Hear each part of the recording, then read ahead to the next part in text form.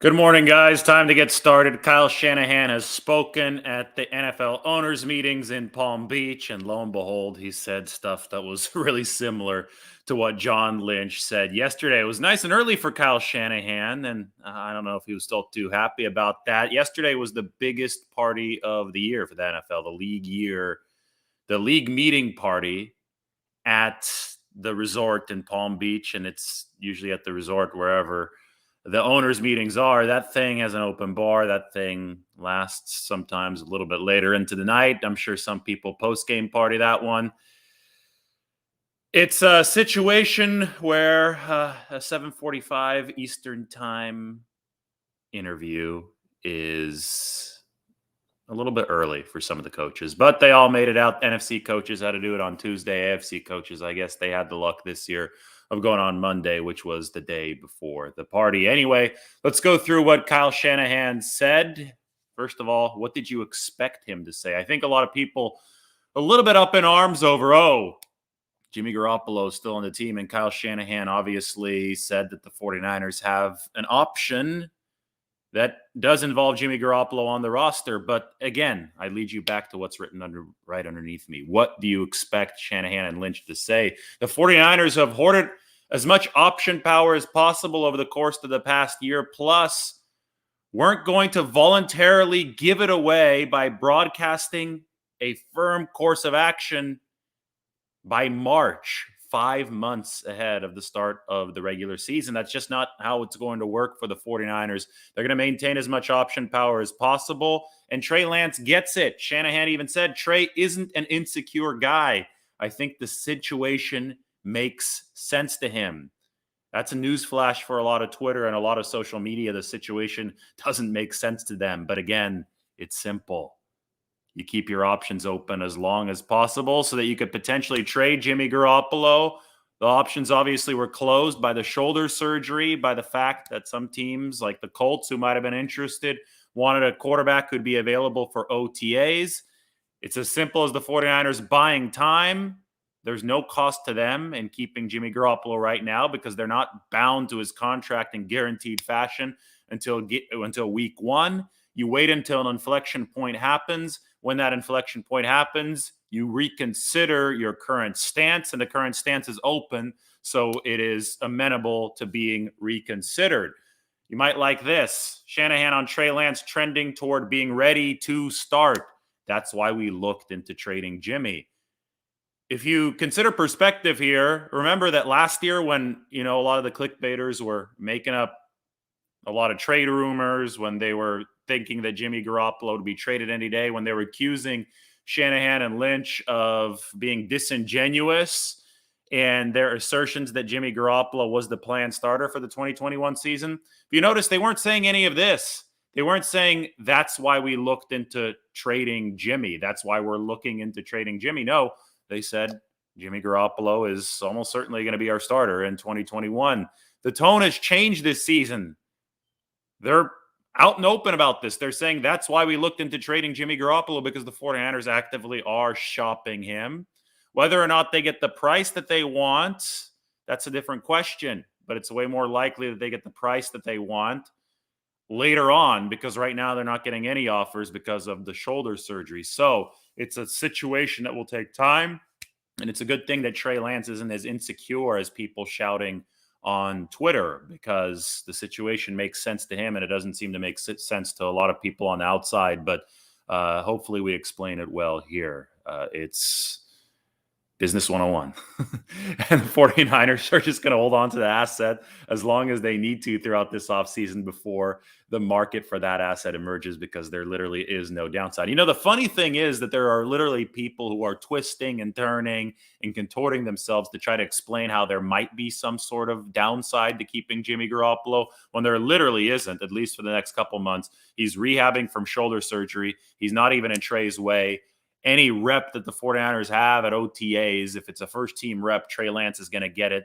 So, even if both of them are in the room at the same time, John Lynch went out and said, I don't think it was a problem last year. It wasn't a problem. I thought that they both benefited from it. You saw Jimmy Garoppolo benefit from the competition. Trey Lance benefit from the mentorship, but that's not even an issue. You're not even in a situation where you're crossing paths right now. One guy's rehabbing, one guy's getting the reps, and then you really have to contort yourself to try to say that financially the 49ers are somehow being hurt by this right now because they're able to do everything they wanted to in free agency.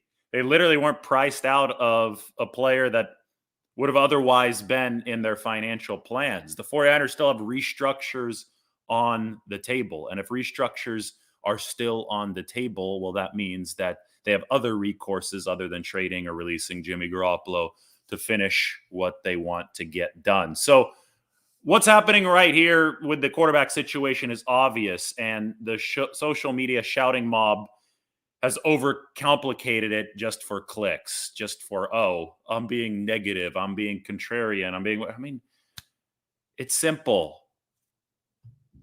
It's a trade situation, and trade situations can take some time to develop, especially when the quarterback in question, who might be traded, just had shoulder surgery. So with a non-binding contract until week 1, when that money for Jimmy Garoppolo becomes guaranteed, he'd have to make the 53-man roster for that to work.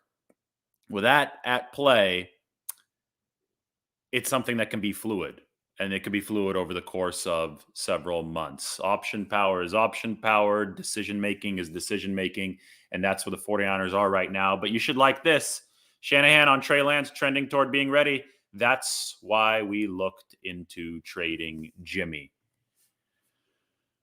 Javon Kinlaw supposedly is in the best shape of his life. That's what Kyle Shanahan said. That's a little sneak peek into whatever else might be coming out from the owners' meetings moving forward. So that's what Matt Barrows said on Twitter. He had a little sneak peek into his coverage. He's at the owners' meetings. I was at the Combine. We kind of split that up for the Athletic. Kinlaw's been rehabbing with Mike McGlinchey at the 49ers team facility, even through the dead period of this offseason.